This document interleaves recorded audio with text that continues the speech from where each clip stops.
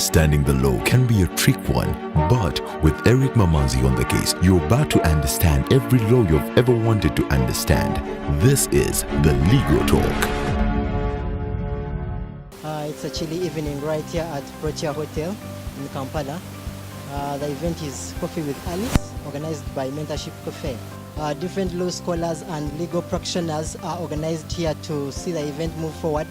And the event is bent on sensitizing young lawyers and different young advocates on how to become successful as lawyers and things that they don't teach them at law school. We are here to spend another day and listen to some of the best lawyers in town, whereby guest speaker will be Sim Katende, senior partner in Katende, Sempego and Company Advocates. Basically, the topic of the discussion on today's event is how to become successful as a lawyer and things that they don't teach you at law school. I'll be bringing you insights and interviews from the best legal scholars in the country. Yeah, here we go again with one of the best law scholars from the country. My name is Kasuze Dixon. I'm a law student at Cavendish University.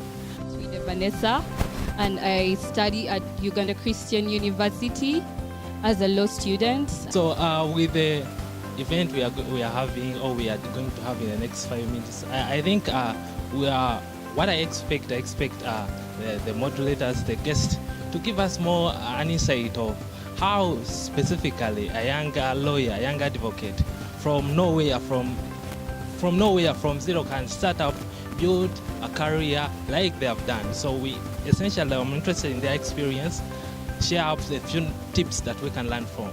Coffee with Alice is a great meeting, and we have been given a theme that we are going to learn things that we are not taught at law school. Really captivating. I expect a lot. As I am right now, I may be knowing there are things to deal with books and other stuff, but what we are going to talk about here, I'm really eager to know more. I will not lie to you that I really know what they're going to talk about, but I am expectant. And about the age limit bill, I do not concur. For an old person to be in power, it is really, really depressing, because the older people get, the more aggressive they'll all get. So that means everyone that is in power, the older they get, they will not want to leave the seat for the younger people. The younger lawyers may not get to work where they want to because the older people do not want to leave the seats. And so the age limit bill is not a good idea as it was passed, and I hope for the best next time. I'm very, very happy this evening to introduce to you our guest speakers today. They happen to be very, very important people in my life. People always wonder how some people succeed. So we'll have two speakers today. The first will be Sim Katende. Of us as lawyers don't take seriously, so I thought, get a few tips here and there. So ladies and gentlemen, welcome our guest. I am expecting more feedback from you. In fact, I think you might end up doing more of the talking. So I want to ask the people who have microphones, where are they, to be ready, because I think throughout this talk, many of the things I'm going to ask, I'm actually going to get the answers from you. No, how to succeed as a lawyer, what they don't teach you in law school. So, just to know the audience, let me ask, how many people here are lawyers? How many people in the room? Is everybody a lawyer or is the majority non-lawyers? Because some of the things I might say might affect non-lawyers, so I want to know how many are going to be impacted. So, let's start with the topic. What did they teach you in law school, or what are they teaching you in law school? If your law school is anything like the one I went to, when you started when you're in law school, the theory, what you had about what does it take to succeed as a lawyer was, study hard, get your law degree, go to LDC, become an advocate, come out, and the minute you come out, there'll be clients waiting, you'll be doing all these very nice human rights and constitutional cases, you will make presidents, the whole world will know you, and you will change the world. And along the way, you'll make a lot of money. That is why we all became lawyers. You come in with all that gas. Then you step out in the field, and this may be more applicable to people who began one. Then you start realizing that Clients are not that easy to find. When we find them, they usually don't want to pay. Even those who are willing to pay don't want to pay on time. While at the same time, the bills aren't going away. Everybody's coming for rent, they're coming for fuel, they're coming for wedding contributions. They're saying we need to meet this weekend, there's already somebody's bridal shower. There's already something that requires you to spend some money. You're working hard, you're wondering, why am I not being promoted? Why aren't I making as much money as they say lawyers should make? Meanwhile, when you look around, many of your friends seem to be making money. You're opening the papers, you're saying, I was with that guy, but he's here. So-and-so is buying a new car. The other guy is buying apartments. So when I look at the Instagram pictures, they're on holidays in these very exotic locations. So you keep asking yourself, well, I'm working hard, what am I doing wrong? Is it just me? Is there something I'm missing? Is it because so-and-so is connected to someone? Is it because he has the right, he comes from the right region, he has the connection here? Is that, you start getting all these thoughts, and you're asking yourself, why am I not succeeding as much as the other lawyers say? I want to be the executive director of Kampala Capital City Authority. Is that a successful lawyer? What if I become the Commissioner General of Uganda Revenue Authority? Am I a successful lawyer? What if I become a High Court judge and I give a ruling last week and today there is a profile of me in the papers? Am I a successful lawyer? What if I go all the way and I say, you know what? I want to be on the other side. I want to be one of those MPs who gets the 29 million. And maybe even the head of them, and so I've become the Speaker of Parliament. Am I a successful lawyer? What if I go higher than the Speaker? You remember your hierarchy? Law school, they told you there's a President, Vice President, Speaker. If I became the Vice President, of all 38 million Ugandans, I'm the second highest rank. Am I a successful lawyer? If you're not ready for corporate politics, when you see these people, Henry used to do this, handing out those dummy checks, just tell yourself, that's not me. I don't want to get in a company where I'm elbowing and something happens to me and they'll send an email and it will go all over the whole world. If you're not ready to spend a good part of 3-4 years campaigning, then say, yeah, politicians are making money, but maybe that's not me. If you're not ready to put in the hours and have clients calling you, screaming at every time, maybe working in a law firm may not be what works for you. So, what is your success depends on what you, and not what your friend, not what your wife, not what your best friend thinks, what you actually want. Remember your good old Bible. You know what does the Bible say? Ask, seek and you will, knock on the door. How many of you have gone to the CEO, the highest ranked person in your organization, and asked him, what do I need to do in order to rise in this organization? Students, how many of you have gone to your lecturer at the start of the year and asked him, what do I need to do in order to get an A in your exam? Who determines whether you'll be promoted or not in that organization? My immediate supervisor. Oh, Edward? Who pays your salary? Ansanya. So, you've heard this phrase where they keep saying, the customer is king. That the people who come, the client. So, who is the customer? Who is your customer? My customer are the clients I work on. Okay. Now, have you heard the difference between the two answers? Who is paying her? Who does she report to? Who gives her the work? So, who's going to, in a way, determine her ability to rise in the organization? So, how can she say that her client and the person, her customer, is a client who is outside? Is that client the one who assigns you work? No. Is that client the one who pays your salary? No. Is that client the one who is going to determine whether you'll be promoted? No. So, do you see the biggest mistake many people make when they enter organizations? They do not do, banks call it KYC, know your customer. Your most important customer when you've just joined an organization is your boss and your workmates. You could walk up and ask somebody. You will ask your friends, you'll meet the people who were there the year before, you'll get all sorts of different ideas, but you've never asked the person who can actually give you an answer. I like using relationship examples because I find people remember them more. I have many friends who are girls who spend a lot of time sitting and asking, but what does this guy want? Why is he behaving this way? And I always say, why are you asking your girlfriends? Ask a man. Because there's no way they can possibly know what a guy is thinking. So if you have friends who are guys, they're the ones you should ask. Because no matter how clever they are not able to actually tell you that answer. If I come here and I say, I think Diana here really likes, I don't know, flowers, and yet she has no interest, isn't it better for me to ask her and say, do you like flowers?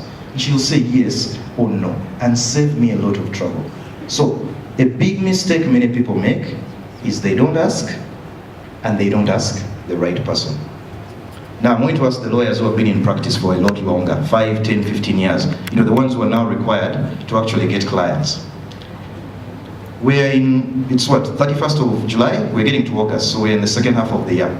How many of you at the beginning of this year called your top clients and sat down with them individually and said, tell me your targets for the year. Tell me what is important for you this year. Tell me what it is that will make you shine this year. Tell me where you have problems and tell me how I can help you solve them. Ask yourself this question. Every piece of work you do, if you follow this rule and ask these questions, you'll never go wrong. Is this thing helping increase revenue? Is it bringing more money in the company? Is it helping the company cut its expenses, cut its costs, meaning they're going to make more money? Is it helping my boss or whoever is in charge either keep his job or get promoted? If something is doing one, preferably all three of those, you will never have a problem. What are the secrets of partnership? What are the structures that are in your partnership that are not in other firms? Thank you. First of all, who is responsible for propagating this kind of obscurantism? Bearing in mind that Honorable Nigel, the director of LDC, is also present. Is it the curriculum development? Is it the legal establishment that is responsible for propagating this? Are you able to share with us some of the illustrations or examples of how you can actually build your personal brand while working with such, let's say, a big organization like Attendance Everyone Government, where I work? Thank you.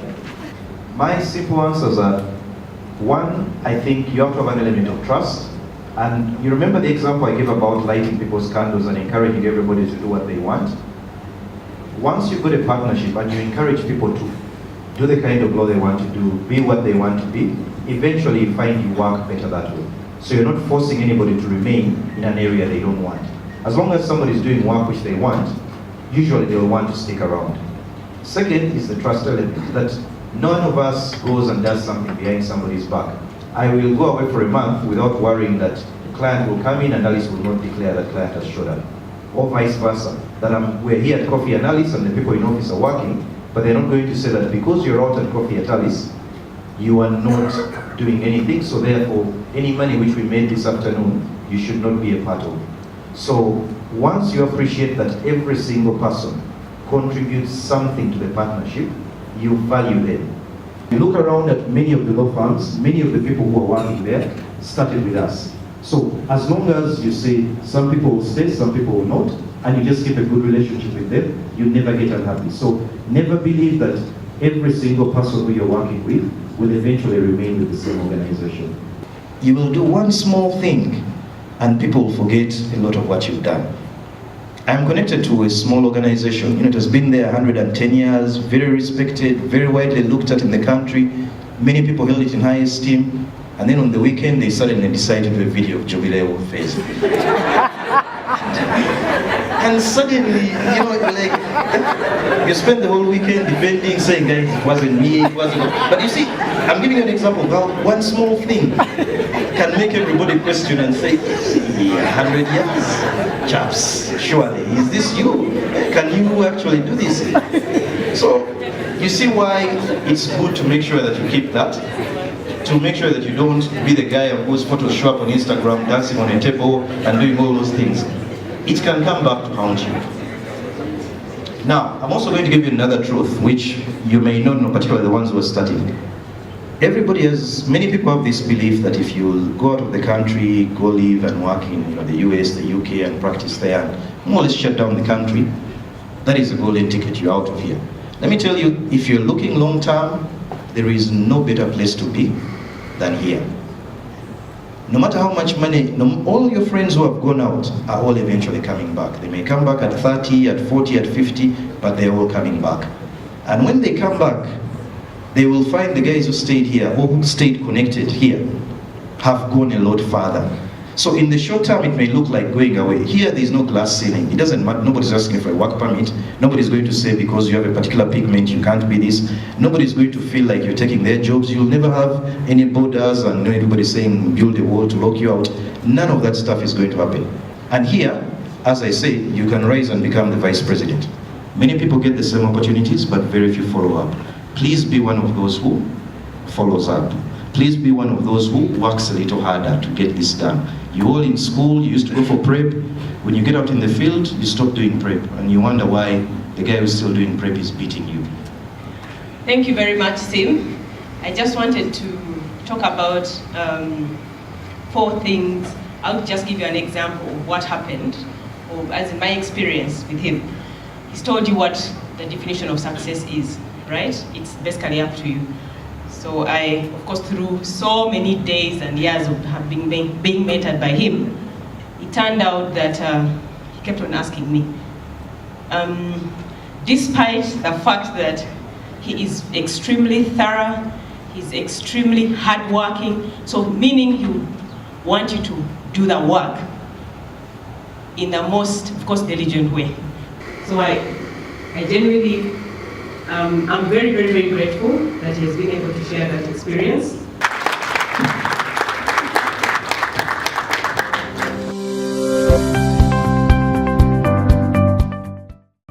As we are winding up today's event, Coffee with Alice, I'm going to bring to you an interview with Matovu, a young law scholar who has come up with an initiative called the Tomorrow African Child. Matovu, the programs manager of the Tomorrow's African Child. But the Tomorrow's African Child, it's a non-profit organization. It's registered by the law, and it was started by a group of 17 members, spearheaded by the one Timothy. As a group of senior sex workers who sat and started this, and we hope to see that different organizations focus on the poor African child and live along the rich African child. What did today's event, what did you learn from it? Do you think it added value to you? Are you going to go the same way you came, or you believe something has been added to you from Coffee with Alice? In this, Mr.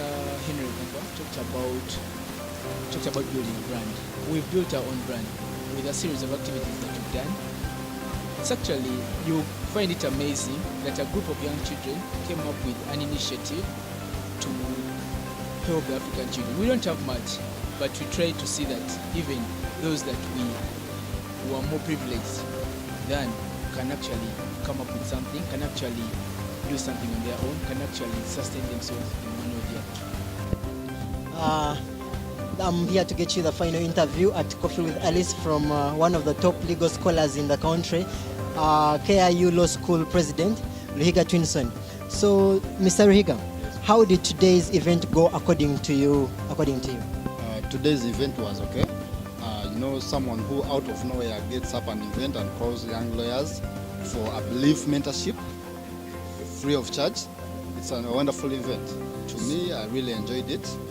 I find no harm telling my other fellow colleagues who didn't turn up for today to make sure they miss not the next event.